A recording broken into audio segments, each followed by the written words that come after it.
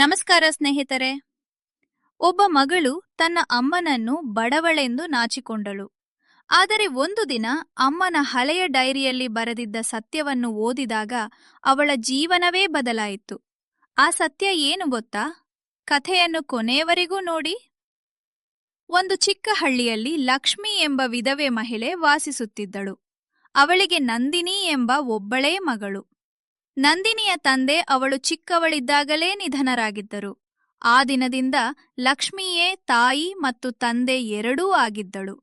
ಬೇರೆಯವರ ಮನೆಗಳಲ್ಲಿ ಕೆಲಸ ಮಾಡಿ, ಹೊಲಗಳಲ್ಲಿ ದುಡಿದು, ಕೆಲವೊಮ್ಮೆ ಊಟವಿಲ್ಲದೆ ಇದ್ದರೂ ತನ್ನ ಮಗಳಿಗೆ ಯಾವ ಕೊರತೆಯೂ ಆಗದಂತೆ ನೋಡಿಕೊಳ್ಳುತ್ತಿದ್ದಳು. ನಂದಿನಿ ಓದಿನಲ್ಲಿ ತುಂಬಾ ಚುರುಕಾಗಿದ್ದಳು.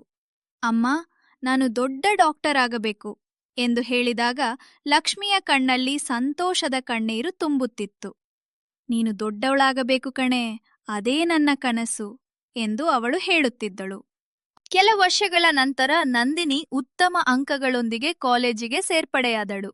ಅವಳು ನಗರಕ್ಕೆ ಹೋಗಬೇಕಾಯಿತು. ಲಕ್ಷ್ಮಿ ತನ್ನ ಬಳಿ ಇದ್ದ ಕೊನೆಯ ಚಿನ್ನದ ಬಳೆಯನ್ನು ಮಾರಿಬಿಟ್ಟು ಮಗಳ ಕಾಲೇಜು ಶುಲ್ಕ ಕಟ್ಟಿದಳು. ನಂದಿನಿ ನಗರಕ್ಕೆ ಹೋದ ನಂತರ ಅವಳ ಜೀವನ ಬದಲಾಗತೊಡಗಿತು. ಅಲ್ಲಿ ಶ್ರೀಮಂತ ಸ್ನೇಹಿತರು, ಹೊಸ ಪರಿಸರ, ಹೊಸ ಜೀವನ. ನಿಧಾನವಾಗಿ ಅವಳಿಗೆ ತನ್ನ ಹಳ್ಳಿಯ ಹಿನ್ನೆಲೆ ಮತ್ತು ಬಡತನದ ಬಗ್ಗೆ ಮುಜುಗರವಾಗತೊಡಗಿತು.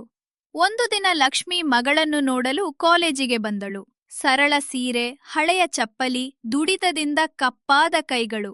ನಂದಿನಿಯ ಸ್ನೇಹಿತರು ಅವಳನ್ನು ನೋಡಿ ಕೇಳಿದರು, ಇವ್ರು ಯಾರು? ನಂದಿನಿಗೆ ನಾಚಿಕೆಯಾಯಿತು. ನಮ್ಮ ಊರಿನ ಪರಿಚಯದವರು ಎಂದು ಸುಳ್ಳು ಹೇಳಿದಳು. ಆ ಮಾತು ಲಕ್ಷ್ಮಿಯ ಹೃದಯಕ್ಕೆ ಚೂರಿಯಂತೆ ಇರಿದಿತು. ಆದರೂ ಅವಳು ನಗುತ್ತಾ ಮಗಳಿಗೆ ತಂದಿದ್ದ ತಿಂಡಿಗಳನ್ನು ಕೊಟ್ಟು ಹಿಂದಿರುಗಿದಳು. ಆ ರಾತ್ರಿ ಲಕ್ಷ್ಮಿ ತುಂಬಾ ಅತ್ತಳು. ಆದರೆ ಮಗಳ ಭವಿಷ್ಯ ಹಾಳಾಗಬಾರದೆಂದು ಅವಳು ತನ್ನ ನೋವನ್ನು ಮರೆಮಾಚಿಕೊಂಡಳು. ಪ್ರತಿ ತಿಂಗಳೂ ದುಡಿದು ಹಣ ಕಳುಹಿಸುತ್ತಲೇ ಇದ್ದಳು. ನಂದಿನಿ ಓದಿನಲ್ಲಿ ಯಶಸ್ಸು ಗಳಿಸುತ್ತಿದ್ದಳು. ಕೊನೆಗೆ ಅವಳು ವೈದ್ಯೆಯಾಗುವ ಕನಸಿನತ್ತ ಸಾಗುತ್ತಿದ್ದಳು. ಕೆಲ ವರ್ಷಗಳ ನಂತರ ನಂದಿನಿ ಡಾಕ್ಟರ್ ಆದಳು. ನಗರದ ದೊಡ್ಡ ಆಸ್ಪತ್ರೆಯಲ್ಲಿ ಕೆಲಸ ಸಿಕ್ಕಿತು. ಎಲ್ಲರೂ ಅವಳನ್ನು ಮೆಚ್ಚಿಕೊಳ್ಳುತ್ತಿದ್ದರು.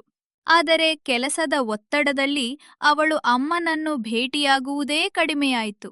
ಲಕ್ಷ್ಮಿ ಮಾತ್ರ ಪ್ರತಿದಿನ ಮಗಳ ಫೋಟೋ ನೋಡಿ ಸಂತೋಷಪಡುತ್ತಿದ್ದಳು. ನನ್ನ ಮಗಳು ದೊಡ್ಡವಳಾಗಿದ್ದಾಳೆ ಎಂದು ಹೆಮ್ಮೆಯಿಂದ ಹೇಳುತ್ತಿದ್ದಳು. ಒಂದು ಮಳೆಯ ರಾತ್ರಿ ಲಕ್ಷ್ಮಿಗೆ ತೀವ್ರ ಎದೆನೋವು ಕಾಣಿಸಿಕೊಂಡಿತು. ನೆರೆಹೊರೆಯವರು ಅವಳನ್ನು ಆಸ್ಪತ್ರೆಗೆ ಕರೆದೊಯ್ದರು. ದುರದೃಷ್ಟವಶಾತ್ ಅದು ನಂದಿನಿ ಕೆಲಸ ಮಾಡುತ್ತಿದ್ದ ಆಸ್ಪತ್ರೆಯೇ ಆಗಿತ್ತು. ನಂದಿನಿ ತುರ್ತು ಚಿಕಿತ್ಸಾ ವಿಭಾಗಕ್ಕೆ ಬಂದಾಗ ರೋಗಿಯನ್ನು ನೋಡಿ ಬೆಚ್ಚಿಬಿದ್ದಳು. ಅಮ್ಮಾ ಎಂದು ಕೂಗಿದಳು. ಲಕ್ಷ್ಮಿ ಕಷ್ಟಪಟ್ಟು ಕಣ್ಣು ತೆರೆದಳು. ನಂದಿನಿ, ನೀನು ಬಂದೆಯ ಕಣೇ ಎಂದಳು. ಚಿಕಿತ್ಸೆ ನಡೆಯುತ್ತಿತ್ತು. ಆದರೆ ಲಕ್ಷ್ಮಿಯ ಆರೋಗ್ಯ ಗಂಭೀರವಾಗಿತ್ತು. ಅವಳು ತನ್ನ ಚೀಲದಿಂದ ಒಂದು ಹಳೆಯ ಡೈರಿಯನ್ನು ತೆಗೆದು ಮಗಳಿಗೆ ಕೊಟ್ಟಳು. ನಾನು ಇಲ್ಲದಿದ್ದರೆ ಇದನ್ನು ಓದು ಎಂದಳು. ಸ್ವಲ್ಪ ಸಮಯದ ನಂತರ ಲಕ್ಷ್ಮಿ ಕೊನೆಯುಸಿರೆಳೆದಳು.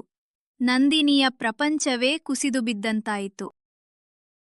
ಕೆಲ ದಿನಗಳ ನಂತರ ನಂದಿನಿ ಡೈರಿಯನ್ನು ತೆರೆದಳು. ಅದರ ಪ್ರತಿಯೊಂದು ಪುಟದಲ್ಲೂ ಮಗಳ ಬಗ್ಗೆ ಪ್ರೀತಿಯ ಮಾತುಗಳೇ ಇದ್ದವು. ಒಂದು ಪುಟದಲ್ಲಿ ಹೀಗೆ ಬರೆದಿತ್ತು, ಇಂದು ನನ್ನ ಮಗಳು ಹಸಿವಾಗಬಾರದೆಂದು ನಾನು ಊಟ ಮಾಡಲಿಲ್ಲ. ಮತ್ತೊಂದು ಪುಟದಲ್ಲಿ, ನನ್ನ ಕೊನೆಯ ಬಳೆಯನ್ನು ಮಾರಿದೆ, ಆದರೆ ನನ್ನ ಮಗಳ ಕನಸು ಉಳಿಯಿತು. ಇನ್ನೊಂದು ಪುಟದಲ್ಲಿ, ಇಂದು ಕಾಲೇಜಿನಲ್ಲಿ ನಂದಿನಿ ನನ್ನನ್ನು ಪರಿಚಯದವರು ಎಂದಳು.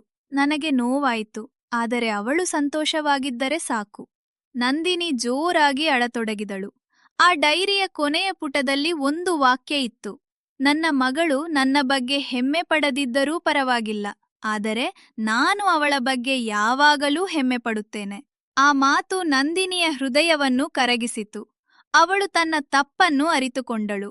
ಆ ಬಳಿಕ ನಂದಿನಿ ತನ್ನ ಹಳ್ಳಿಗೆ ಮರಳಿದಳು. ಅಲ್ಲಿ ಬಡವರಿಗೆ ಉಚಿತ ಚಿಕಿತ್ಸೆಯನ್ನು ನೀಡುವ ಆಸ್ಪತ್ರೆ ಆರಂಭಿಸಿದಳು. ಆಸ್ಪತ್ರೆಯ ಹೆಸರು ಲಕ್ಷ್ಮೀ ಮಾತೃ ಸೇವಾ ಆಸ್ಪತ್ರೆ. ಗ್ರಾಮದ ಜನರೆಲ್ಲ ಸಂತೋಷಪಟ್ಟರು. ಪ್ರವೇಶ ದ್ವಾರದಲ್ಲಿ ಒಂದು ಫಲಕ ಇತ್ತು, ಈ ಆಸ್ಪತ್ರೆ ನನ್ನ ಜೀವನಕ್ಕಾಗಿ ಎಲ್ಲವನ್ನೂ ತ್ಯಾಗ ಮಾಡಿದ ನನ್ನ ಅಮ್ಮನ ನೆನಪಿಗಾಗಿ. ಪ್ರತಿದಿನ ಆ ಫಲಕವನ್ನು ನೋಡಿದಾಗ ನಂದಿನಿಯ ಕಣ್ಣಲ್ಲಿ ಕಣ್ಣೀರು ಬರುತ್ತಿತ್ತು.